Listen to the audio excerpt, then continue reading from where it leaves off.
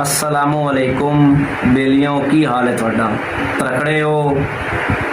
तो जनाब अज की जी गल है ना वो शुरू करने गल इस तरह है भी पुराने ज़माने दे विच ना एक बंदे ने ना टोपियां का कारोबार शुरू कर दिता। तो जदों टोपियां का कारोबार शुरू कर दिता ना तो उस वक्त पुराने ज़माने दे विच जिहड़े लोग सन वो अपने सर नूं ढक के रखते सन, कज के रखते सन। कोई लोग तो पगड़ियाँ इस्तेमाल करते हैं, कुछ पग्गां इस्तेमाल करते हैं ते और टोपियां भी लोग इस्तेमाल करते हैं। तो उस जदों ना टोपियां का कारोबार शुरू किया ना तो एक दिन इस तरह होया कि वो टोपियां वेचदा वचांदा ना किसी दूर दराज इलाके दे विच ना गर्मी का मौसम होवे ते वो जा रहा है तो रस्ते दे विच ना उन्हें आख्या थोड़ी देर आराम कर लवां। तो जदों उन्हें सोचा ना एक दरखत के थल्ले हो आराम करन दी गरज दे नाल ना बह गया ते लेट गया। ते जदों लेट गया साए गया ते उस दरखत ते ना बांदर जिहड़े ने उन्हां दा भी बसेरा बांदर भी रहिंदे हुंदे हन। बांदरां ने की काम कीता, बांदर दरखत तो थल्ले लै के ते उन्हां उस बंदे दियां सारियां जिहड़ियां टोपियां ने ना वो चा लईआं ते उत्ते वग गए।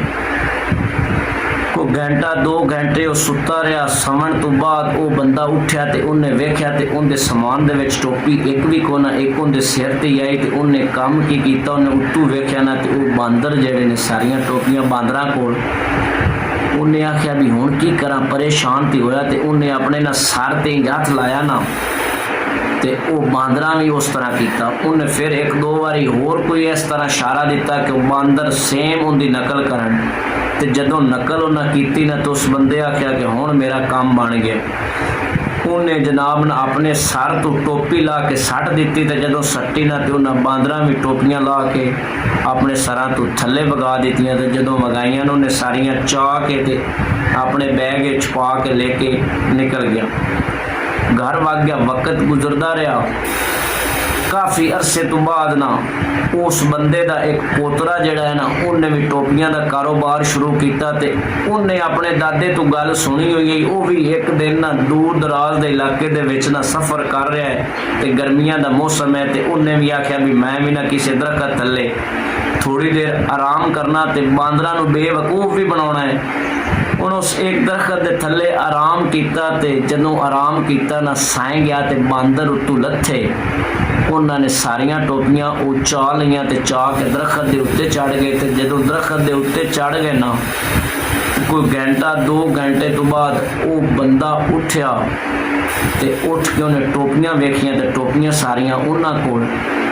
उन्हें अपने सर ते खारिश करने की कोशिश की लेकिन उन्हें बांदर जिहड़े ने उन्हें नकल ना उतारी। उन्हें एक दो होर काम किए ते बांदर जिहड़े ने वो टस तो मस भी ना होए। उन्हें काम की किया, उन्हें अपने सिर तो टोपी ला के ना इंज दूर सट दी।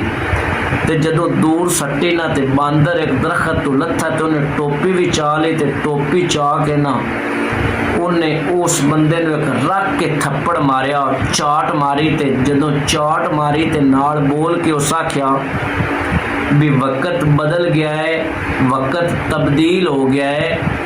ये ना समझे कि तेरे दादे ने तेनू गल सुनाई है, साडा दादा भी सानू गल सुना गया भी एक टोपियां वेचण वाले बंदे ने सानू बेवकूफ़ बना लिया ते तुसां बेवकूफ़ नहीं बनना। ये असीं भी गल सुनी हुई है। ते बेलियो ते सजनों गल सुनाने का मकसद ते मतलब ये है कि इस दौर भी कई लोग ना बड़े होशियारियां ते चलाकियां विखाउंदे ने लेकिन उन्होंने सोचना चाहिए है कि वक्त तब्दील हो गया है। अजकल हर बंदा जिहड़ा है ना बाशहूर हो गया है, हर बंदे नूं हर गल का पता है लेकिन वो काम करे या ना करे उन्होंने पता जरूर है। तो कई बंदे मुड़ भी चलाकियां ते होशियारियां ते धोखा देवन की कोशिश करते हैं। तो जिन्होंने करते हैं उन्होंने पता भी होंदा है लेकिन वो शरीफ ते इज्जतदार होने की वजह के नाल खामोश हो जाते हैं तो वो बर्दाश्त करते हैं। तो इस तरह नहीं करना चाहिए। अल्लाह ताला मेरे बेलियां ते सजना नूं खुश रखे। अल्लाह निगहबान।